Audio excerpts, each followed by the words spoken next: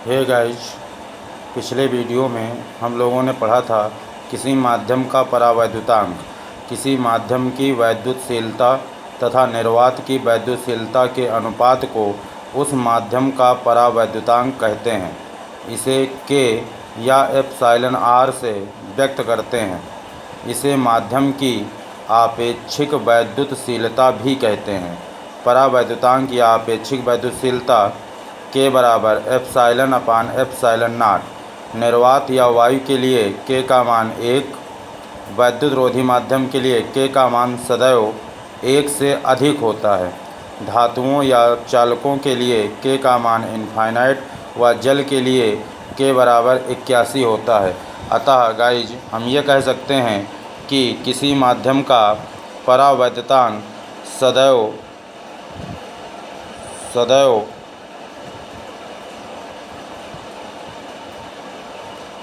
1 व अनंत के बीच होता है।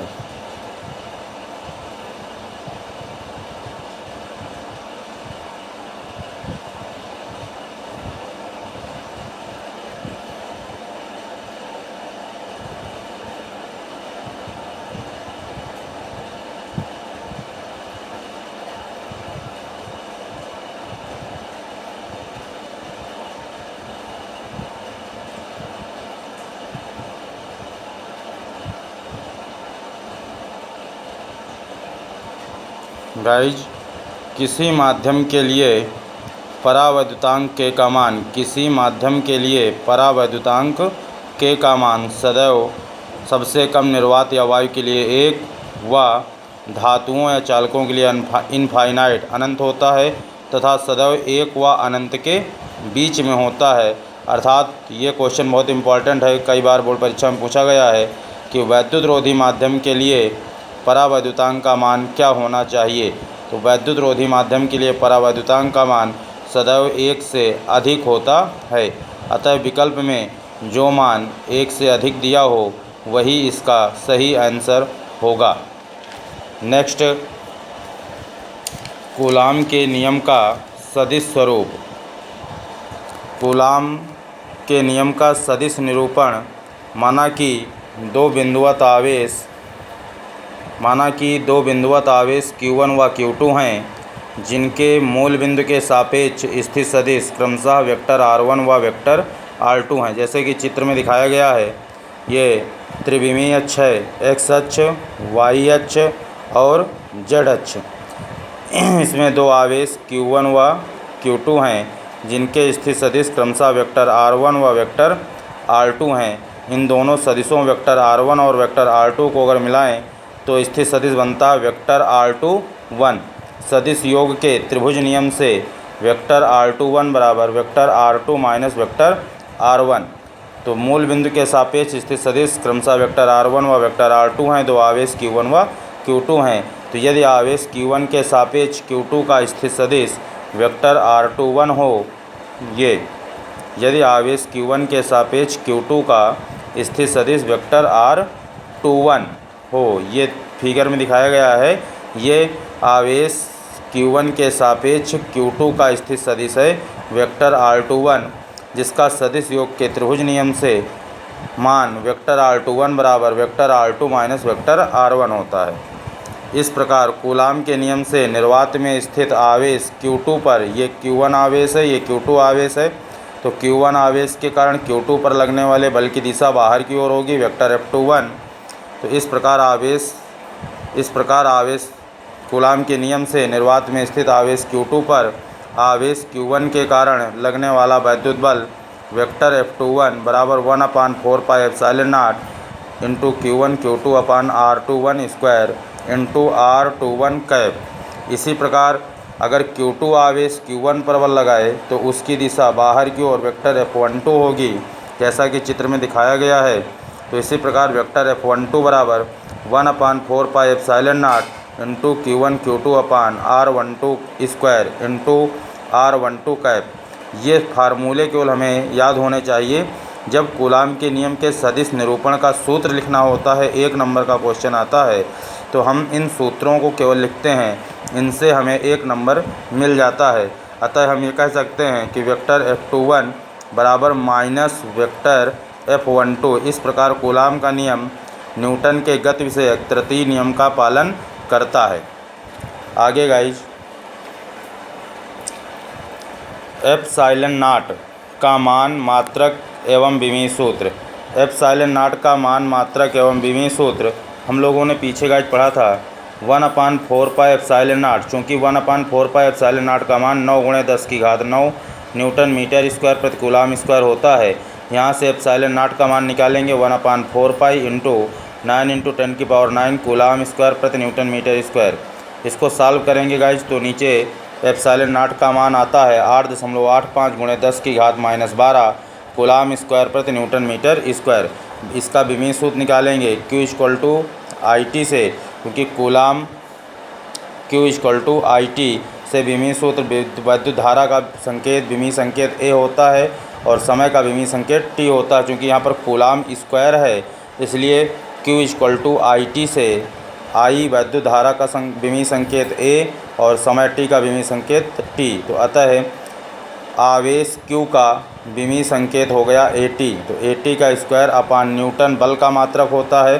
तो बल का विमीय सूत्र mLT-2 into metre square. Metre दूरी का मात्रक होता है, दूरी का विमीय संकेत L होता है तो L2।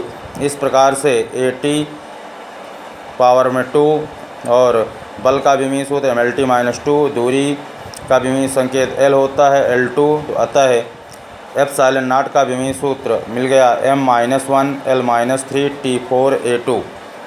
नेक्स्ट, अगर किसी निकाय में बहुत से आवेश हों और उनमें से किसी एक आवेश पर हमको वैद्युत बल ज्ञात करना है। किसी निकाय में बहुत सारे आवेश, बहुल का मतलब बहुत आवेश अगर दिए गए हैं और उनमें से किसी एक आवेश पर हमको नेट बल ज्ञात करना हो तो हम बहुल आवेशों के मध्य बलों का अध्यारोपण सिद्धांत लगाते हैं। इसका नियम है 2 से अधिक आवेशों की उपस्थिति में किसी बिंदु पर परिणामी बल को ज्ञात करने के लिए अध्यारोपण का सिद्धांत लगाया जाता है। इस सिद्धांत के अनुसार किसी आवेश पर परिणामी बल अन्य आवेश, जो अलग अलग आवेश हैं, अलग अलग आवेशों द्वारा किसी दिए गए आवेश पर लगने वाले कुल वैद्युत बलों के सदिश योग के बराबर होता है। किसी आवेश पर परिणामी बल अन्य आवेशों के द्वारा स्वतंत्र रूप से इस आवेश पर, जो आवेश दिया जाए जिस पर हमको बल ज्ञात करना है, अगर किसी निकाय में बहुत सारे आवेश Q1, Q2, Q3, Q4 ... Qn दिए हैं और हमको Q1 आवेश पर बल अगर निकालना है तो Q2 के कारण Q1 पर बल लगेगा, Q3 के कारण भी Q1 पर बल लगेगा, Q4 आवेश के कारण भी Q1 पर बल लगेगा और Qn आवेश के कारण भी Q1 पर बल लगेगा। अतः Q1 पर लगने वाले जितने भी वैद्युत बल हैं उन सभी स्वतंत्र रूप से इस आवेश पर कार्यरत जितने भी बल हैं उनको अगर हम जोड़ लें, उनका सदिश योग कर लें, दिशा के अनुसार जोड़े घटाएं, तो वो सदिश योग उस दिए गए आवेश पर नेट बल कहलाता है। यही बहुल आवेशों के अध्यारोपण का सिद्धांत है। तो हे गाइस, किसी आवेश पर परिणामी बल अन्य आवेशों के द्वारा स्वतंत्र रूप से इस आवेश पर कार्यरत कूलाम बलों के सदिश योग के बराबर होता है। नेक्स्ट गाइस, आवेश का सतत वितरण। जब कोई आवेश किसी रेखीय मतलब एक छड़ हो, किसी पृष्ठीय क्षेत्रफल में या वस्तु के संपूर्ण आयतन में एक समान रूप से वितरित होता है तो यह आवेश का सतत वितरण कहलाता है। जब कोई आवेश किसी रेखीय, पृष्ठीय या वस्तु के संपूर्ण आयतन में एक समान रूप से वितरित होता है तो यह आवेश का सतत वितरण कहलाता है। आवेश का सतत वितरण निम्न 3 प्रकार का होता है। अगर कोई आवेश किसी क्षण रेखीय रूप से किसी क्षण आदि पर एक समान रूप से वितरित हो तो इसे रेखीय आवेश वितरण कहा जाता है। हेडिंग दी गई है रेखीय आवेश वितरण, कि जब कोई आवेश किसी रेखीय अर्थात क्षण पर, जब कोई आवेश किसी रेखीय अर्थात क्षण पर एक समान रूप से वितरित होता है तो इसे रेखीय आवेश वितरण कहते हैं। माना L लंबाई की किसी वस्तु पर Q आवेश एक समान रूप से वितरित हो, तो चूँकि लंबाई L है उस पर Q आवेश वितरित है तो एकांक लंबाई में वितरित आवेश Q/L होगा। तो वस्तु की एकांक लंबाई पर वितरित या उपस्थित आवेश की मात्रा Q/L रेखीय आवेश घनत्व कहलाती है। इसे लैम्डा से व्यक्त करते हैं। लैम्डा = Q/L कूलाम प्रति मीटर। इसी प्रकार पृष्ठीय आवेश वितरण, जब कोई आवेश किसी पृष्ठ पर अर्थात उसके क्षेत्रफल में एक समान रूप से वितरित होता है तो इसे पृष्ठीय आवेश वितरण कहते हैं। माना किसी वस्तु के ए पृष्ठीय क्षेत्रफल पर Q आवेश एक समान रूप से वितरित है तो वस्तु के एकांक पृष्ठीय क्षेत्रफल पर उपस्थित आवेश की मात्रा Q/A पृष्ठीय आवेश घनत्व कहलाती है। वस्तु के एकांक पृष्ठीय क्षेत्रफल पर उपस्थित आवेश की मात्रा Q/A पृष्ठीय आवेश घनत्व कहलाती है। इसे सिग्मा से व्यक्त करते हैं, सिग्मा = Q/A कूलाम प्रति मीटर स्क्वायर। इसके बाद नेक्स्ट आयतन आवेश वितरण, इसी प्रकार जब कोई आवेश किसी वस्तु के संपूर्ण आयतन में एक समान रूप से वितरित होता है अर्थात त्रिविमीय वितरण हो तो इसे आयतन आवेश वितरण कहते हैं। माना किसी वस्तु के V आयतन में Q आवेश एक समान रूप से वितरित हो तो वस्तु के एकांक आयतन में उपस्थित आवेश की मात्रा Q/V आयतन आवेश घनत्व कहलाती है। इसे रो से व्यक्त करते हैं, रो = Q/V, जहाँ V आयतन है, इसका मात्रक हो गया कूलाम प्रति मीटर क्यूब। अतः गाइस हम कह सकते हैं यदि कोई आवेश किसी वस्तु में एक विमीय रूप से वितरित हो, एक दिशा में एक विमीय रूप से वितरण हो तो उसे रेखीय आवेश घनत्व या रेखीय आवेश वितरण कहा जाता है। अगर द्विविमीय वितरण होता है तो उसे पृष्ठीय आवेश वितरण कहा जाता है। अगर त्रिविमीय वितरण होता है तो उसे आयतन आवेश वितरण कहते हैं। तो सीधा शॉर्टकट में हम याद कर सकते हैं कि जब कोई आवेश किसी वस्तु पर एक विमीय वितरण से वितरित होता है तो उसे रेखीय आवेश वितरण कहते हैं। जब द्विविमीय रूप से वितरित होता है तो इसे पृष्ठीय आवेश वितरण कहते हैं। और जब त्रिविमीय वितरण होता है तो इसे आयतन आवेश वितरण कहते हैं। एकांक लंबाई में उपस्थित आवेश की मात्रा को रेखीय आवेश घनत्व कहते हैं। एकांक क्षेत्रफल में उपस्थित आवेश की मात्रा को पृष्ठीय आवेश घनत्व कहते हैं।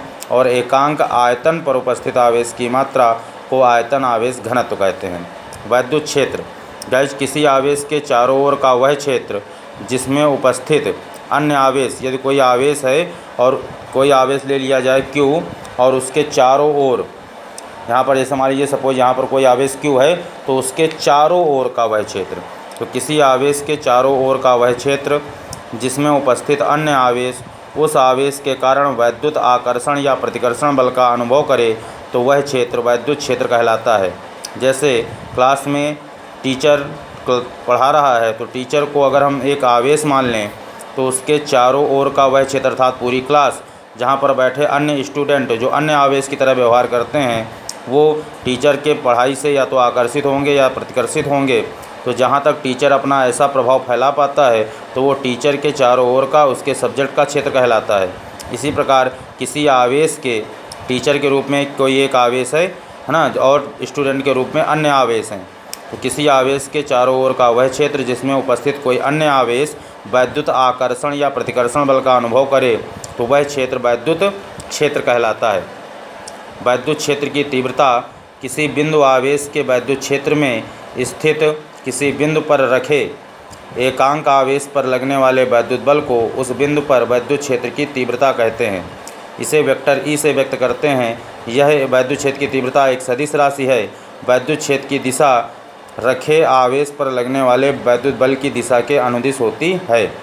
अर्थात किसी बिंदु आवेश के वैद्युत क्षेत्र में, इसको डेरिवेशन में हमने आगे दिखाया है कि अगर यहाँ पर कोई बिंदु आवेश Q है और उसके वैद्युत क्षेत्र में r दूरी पर कोई बिंदु आवेश परीक्षण आवेश यहाँ पर Q0 लिया गया, ये बिंदु आवेश Q है। तो यदि किसी बिंदु आवेश Q के वैद्युत क्षेत्र में r दूरी पर कोई बिंदु P है जिस पर परीक्षण आवेश Q0 रखा है, अगर ये एकांक आवेश कर दिया जाए तो किसी बिंदु आवेश Q के वैद्युत क्षेत्र में है ना स्थित r दूरी पर यदि कोई बिंदु P है और इसमें रखा परीक्षण आवेश यहाँ पर Q0 लिया गया है, अगर इसे एकांक आवेश कर दिया जाए Q0 = 1 कूलाम कर दिया जाए तो ये परिभाषा हमारी हो गई कि किसी बिंदु आवेश के वैद्युत क्षेत्र में स्थित किसी बिंदु पर रखे एकांक आवेश पर लगने वाले वैद्युत बल को उस बिंदु पर वैद्युत क्षेत्र की तीव्रता कहते हैं। यह एक सदिश राशि से वेक्टर E से प्रदर्शित करते हैं। सूत्र हो जाएगा वेक्टर E बराबर वेक्टर F/Q मात्रक न्यूटन प्रति कूलाम। डेरिवेशन के रूप में देखेंगे, माना किसी बिंदु आवेश Q के, ये बिंदु आवेश Q है, के वैद्युत क्षेत्र में स्मॉल r दूरी पर किसी माध्यम में, माना किसी बिंदु आवेश q के वैद्युत क्षेत्र में किसी माध्यम में स्मॉल r दूरी पर कोई परीक्षण आवेश Q0 रखा है, जिस पर लगने वाला वैद्युत बल कूलाम के नियम से, ये बिंदु आवेश Q है, इससे स्मॉल r दूरी पर बिंदु आवेश Q के वैद्युत क्षेत्र में स्मॉल r दूरी पर कोई बिंदु P है जिस पर परीक्षण आवेश Q0 रखा है, तो बिंदु आवेश Q के कारण Q0 पर लगने वाला वैद्युत बल कूलाम के नियम से 1/4πε0 के इंटू Q0/r², क्योंकि हम लोगों को पता है कि दो आवेशों के मध्य लगने वाला वैद्युत बल उन आवेशों के गुणनफल के अनुक्रमानुपाती तथा उनके बीच की दूरी के वर्ग के व्युत्क्रमानुपाती होता है। तो कूलाम के नियम से F बराबर 1/4πε0 के Q0/r²। वैद्युत बल की दिशा धन आवेश है, तो धन आवेश के कारण लगने वाले वैद्युत बल की दिशा Q0 आवेश पर बाहर की ओर होगी, और जिधर वैद्युत बल की दिशा होगी वैद्युत क्षेत्र की दिशा भी वैद्युत बल के अनुदिश होगी। तब बिंदु P पर वैद्युत आवेश Q के कारण वैद्युत क्षेत्र की तीव्रता, परिभाषा से पीछे हम लोगों ने बेटा परिभाषा पढ़ी थी कि वैद्युत क्षेत्र की तीव्रता किसी बिंदु पर E बराबर F/Q0 होती है। तो बिंदु आवेश Q के कारण Q0 पर लगने वाला वैद्युत बल वेक्टर F बराबर ऊपर आया 1/4πε0 के इंटू Q0/r²। तब बिंदु P पर वैद्युत आवेश Q के कारण वैद्युत क्षेत्र की तीव्रता, परिभाषा से E बराबर F/Q0 से F का मान रखेंगे 1/4πε0 के Q0/r² और बटे में Q0 है तो इंटू 1/Q0, Q0 से Q0 कैंसिल, तो E बराबर 1/4πε0 के इंटू Q/r² न्यूटन प्रति कूलाम। वैद्युत क्षेत्र रेखा वैद्युत क्षेत्र में खींचा गया वह काल्पनिक निष्कोण वक्र होता है। वैद्युत क्षेत्र में खींचा गया वह काल्पनिक निष्कोण वक्र है जिस पर स्वतंत्र एवं पृथक्कृत एकांक धनावेश चलता है। वैद्युत क्षेत्र रेखाएं, इनको वैद्युत बल रेखा भी कह दिया जाता है, लेकिन वैद्युत बल रेखा कहना उतना उचित नहीं है, इनको वैद्युत क्षेत्र रेखा ही कहना चाहिए, क्योंकि वैद्युत जो आवेश होता है वो वैद्युत क्षेत्र उत्पन्न करता है, और उस वैद्युत क्षेत्र में जो काल्पनिक निष्कोण वक्र खींचे जाते हैं जिस पर कोई स्वतंत्र एवं पृथक्कृत एकांक धन आवेश चलने के लिए स्वतंत्र होता है, तो वह खींची गई काल्पनिक निष्कोण वक्र रेखाएं ही वैद्युत क्षेत्र रेखाएं कहलाती हैं। वैद्युत क्षेत्र रेखा के किसी बिंदु पर खींची गई स्पर्श रेखा की दिशा, अगर कोई वैद्युत क्षेत्र रेखा का काल्पनिक निष्कोण वक्र बनाया जाए और जिसमें कोई स्वतंत्र पृथक्कृत धन आवेश चलने के लिए चलता है, तो उस किसी धन आवेश जहाँ पर किसी बिंदु पर चल रहा है, अगर उस पर कोई स्पर्श रेखा खींची जाए तो वैद्युत क्षेत्र रेखाओं के किसी बिंदु पर खींची गई स्पर्श रेखा की दिशा ही वैद्युत क्षेत्र की दिशा को प्रदर्शित करती है। अगर एकांक रूप से केवल एकल धनावेश है, तो एकल धनावेश से निकलने वाली जो वैद्युत क्षेत्र रेखाएं होती हैं, वैद्युत क्षेत्र रेखाओं के गुण के अंतर्गत आता है, अगले वीडियो में शेयर करेंगे कि जो वैद्युत क्षेत्र रेखाएं हैं, अगर एकल केवल धनावेश है, उसमें ऋण आवेश उसके समीप नहीं है, केवल और केवल धनावेश है, तो धन आवेश से निकलने वाली वैद्युत क्षेत्र रेखाएं धन आवेश से निकलकर अनंत की ओर जाती हैं, और अगर ऋण आवेश है तो वैद्युत क्षेत्र रेखाएं अनंत से चलकर ऋण आवेश की ओर आती हैं, और अगर धन आवेश ऋण आवेश दोनों पास में हैं तो वैद्युत क्षेत्र रेखाएं धन आवेश से निकलकर ऋण आवेश पर समाप्त हो जाती हैं। वैद्युत क्षेत्र रेखाएं एक खुला वक्र बनाती हैं। दो वैद्युत क्षेत्र रेखाएं कभी एक दूसरे को काटती नहीं हैं, क्योंकि यदि वे काटेंगी तो उनके कटान बिंदु पर दो स्पर्श रेखाएं खींची जा सकती हैं, जो कि एक ही बिंदु पर वैद्युत क्षेत्र की दो दिशाओं को प्रदर्शित करेगा। यह असंभव है। बुक से हम इन गुणों को, इन विशेषताओं को, वैद्युत क्षेत्र रेखाओं की विशेषताएं, इनको हम पढ़ सकते हैं। थैंक्स गाइस, धन्यवाद।